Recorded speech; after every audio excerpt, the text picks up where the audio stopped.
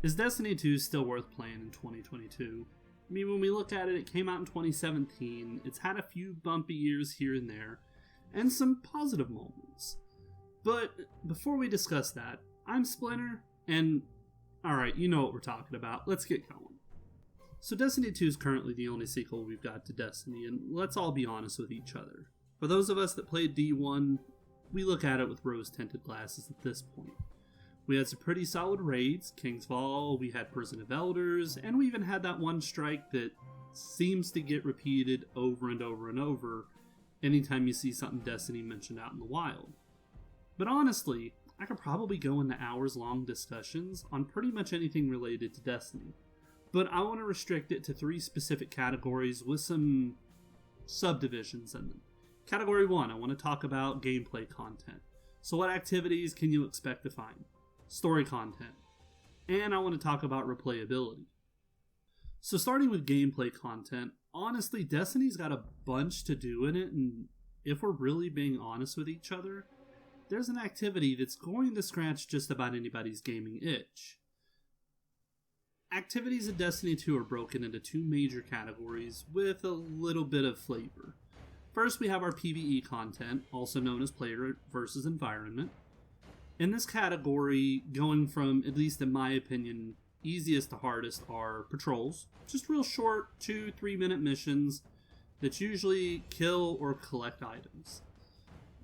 We have lost sectors, which are basically 5 to 10 minute micro missions where you go to a specific location, clear out any enemies within the location, and then kill your boss. Now there are some difficulty options depending on where you're at for the lost sector, and that can make them a little lucrative.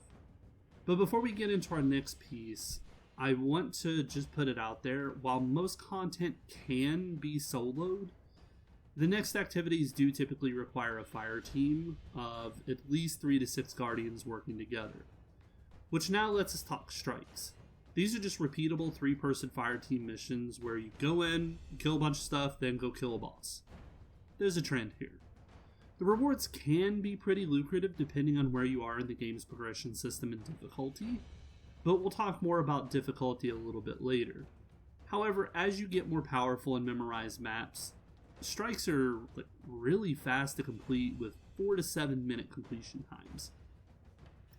So moving on, we have story missions. Now, you're ultimately going to encounter these before anything else, but they do tend to only be challenging for newer players that haven't quite mastered the game mechanics.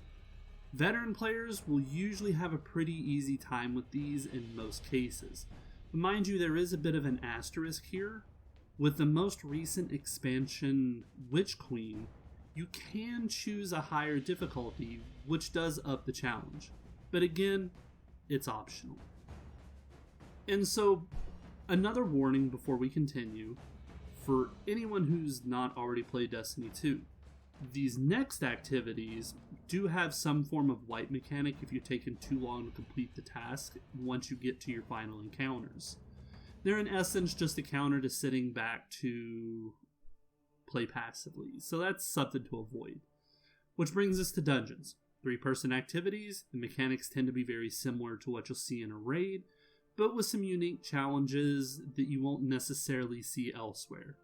Dungeons can be very challenging, especially the first few times you find yourself in one, but as you get used to it, it will move from one of the harder activities to just something that's kind of time consuming. Our next activity is Nightfalls, and honestly, these are just strikes on crack.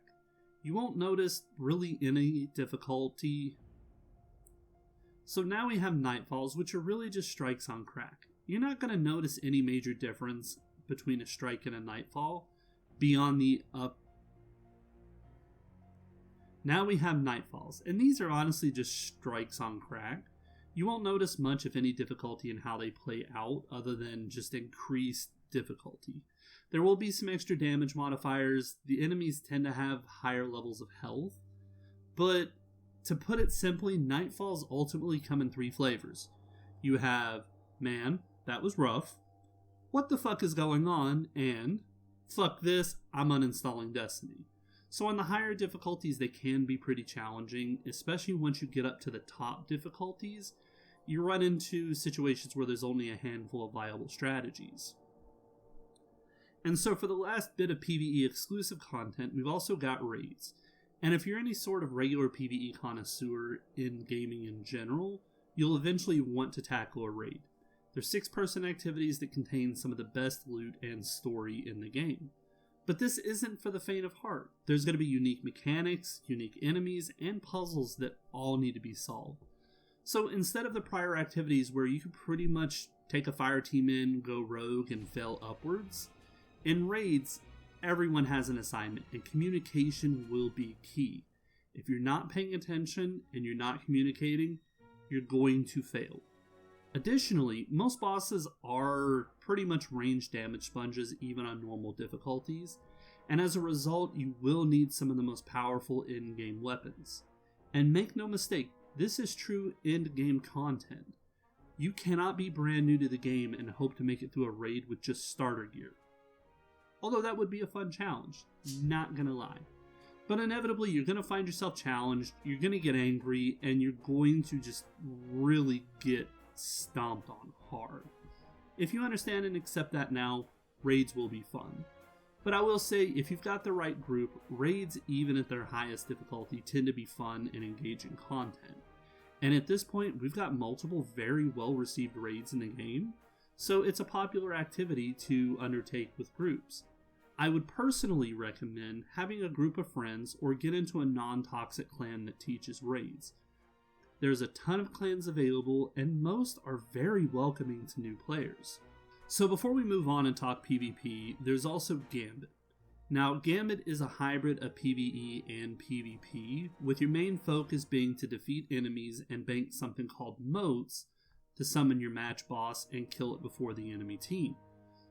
However, throughout the match, you will have opportunities to invade your opponent's play arena and kill them to set back their progress. But be warned, they can do it to you too.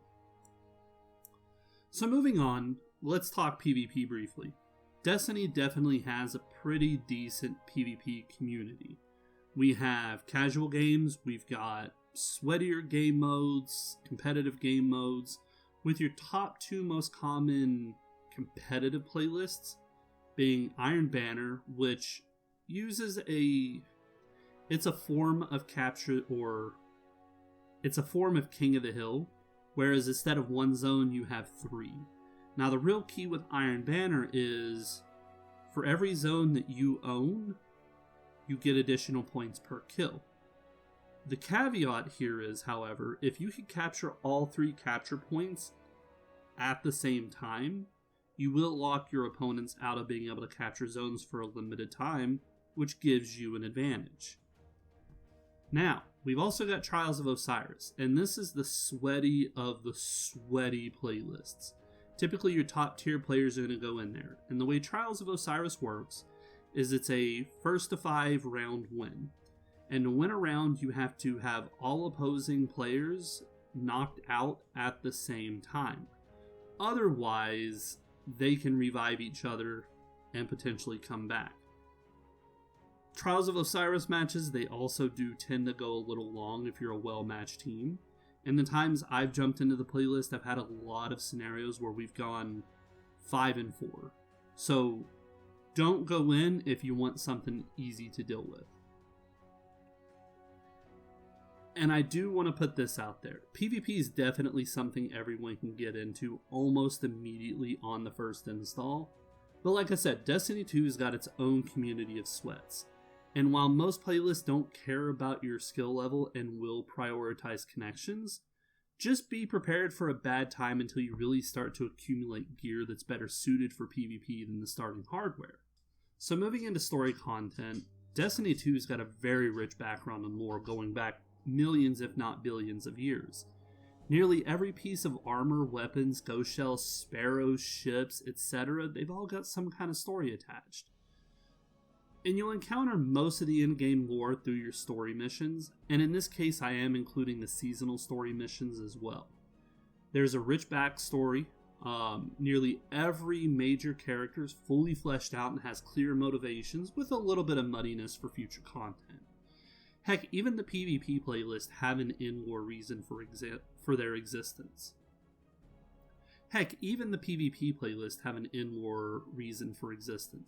So I can say with absolute certainty that if you're searching for a game with strong lore, Destiny 2 is probably going to scratch the itch. The depth of the lore, in my subjective opinion, rivals major franchises like Star Trek, Star Wars, and for you niche sci-fi nerds, Stargate. Now, like I said, the majority of lore is available just by playing the game and listening to conversations, cutscenes, etc. But there is an in-game lore section in the menu with expanded tidbits about the characters, locations, and conflicts. It's not required reading to understand the basics, but it is a very nice addendum to things. And in this case, I'm also going to include lore support. Destiny 2, again, objectively speaking, has a very large and dedicated lore community. If you ever want to know anything lore related, my personal favorite channel to look up is My Name is Bife, aka Lore Daddy. He absolutely chronicles everything lore related. There's a ton of other YouTubers that do it. That's just, he's my personal favorite, and I'm being a pick-me right now. Don't at me. And so there's not much else I can say. Lore is amazing in this game. And for the final category, we've got replayability. And keep in mind, replayability is highly subjective and dependent on who's the one playing.